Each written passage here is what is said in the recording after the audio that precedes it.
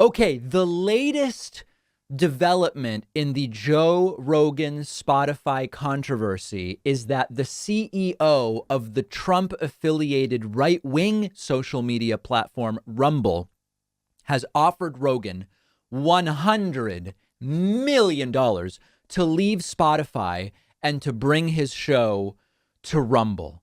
There's a very short and straightforward Reuters report about this. Rogan gets $100 million offer from Trump-affiliated site Rumble. Rumble Inc., a YouTube-style website popular among U.S. conservatives, has offered Joe Rogan $100 million over 4 years for all his shows.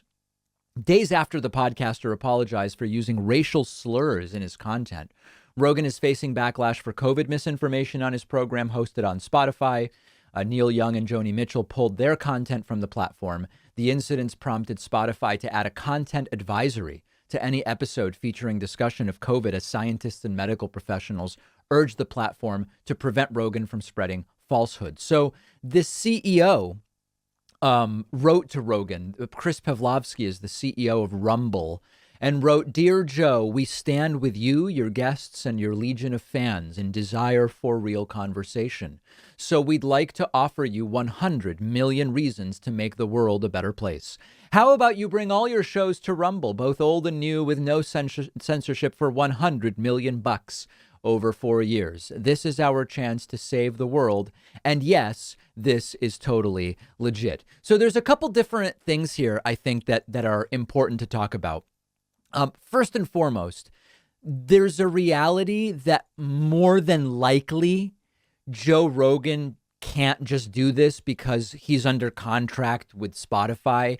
If Spotify pulled his show, they'd probably still have to pay him. Even if they released him from the contract, they might still have to give him something if he had some other thing. We don't know the exact details of the contract, so it's like an offer Rumble can make that's very unlikely to become a real thing because of how these contracts tend to work. And I say that without actually having looked at Joe Rogan's contract. But my concern here is as follows. And many of you know that, number one, I've been on Rogan's program twice. And when I was on, no topic was off limits. And I said whatever I wanted to, and Rogan seemed completely open to listening to what I had to say, and in a serious, and genuine way. And since then, I have not held back at criticizing Joe Rogan when he has engaged in spreading COVID disinformation, either through things he says or things his guests say that remain unchallenged. We lampooned his bizarre interview with Jordan Peterson. Like, I've not held back at all. I know that some of my progressive cohort, elements of my progressive cohort have held back, and I don't know why. It might be they don't want to maybe lose future access to Rogan. Like, as I've said, he may have no idea about the things I've been saying, and he might have me back on if I said, hey, I'm going to be down in Austin and I'd love to be on. Or he might never speak to me again. I have no idea. I've not exchanged any messages with Rogan for a while. I just call it like I see it.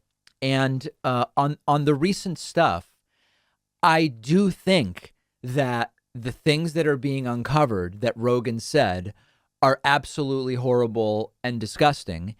And I also believe that his apology was sincere to the extent that I don't believe that deep down he is trying to spread disinformation. I think he gets lulled into it through something that we might call kind of like audience capture and guest capture.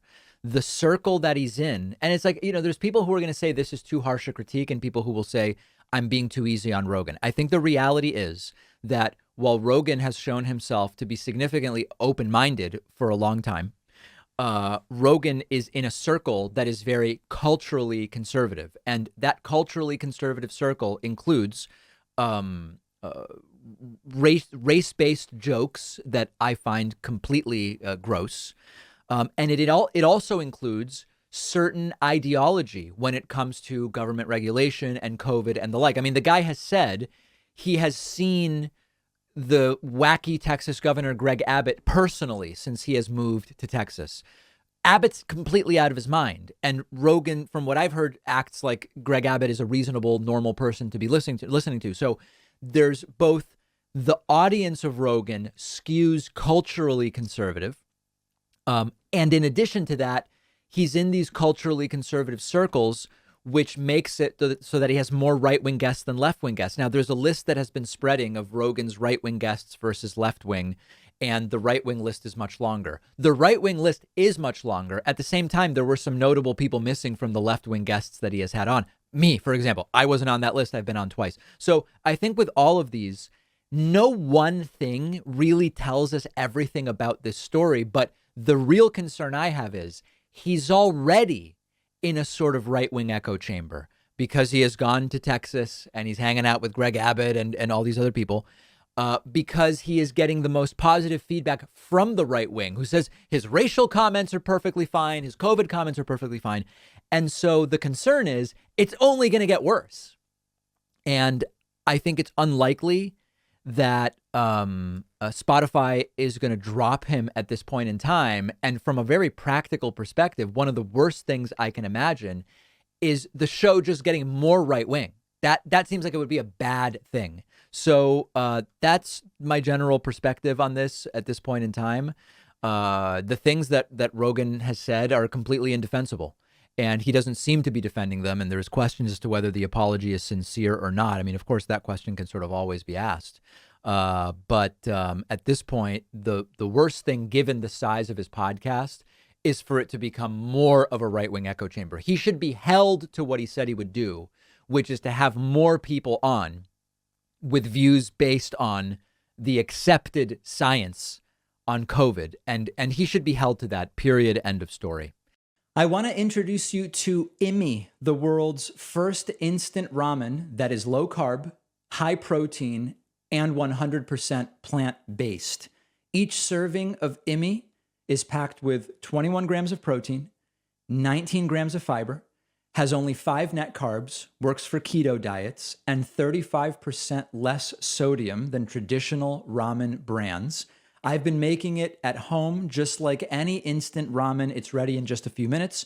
You can use the microwave, you can use the stovetop. You really can't beat the convenience. But with Imi, you can feel good about the ramen you're eating because of all the fiber, the lower sodium, and it is plant-based, which I love, even though I'm not vegan or vegetarian.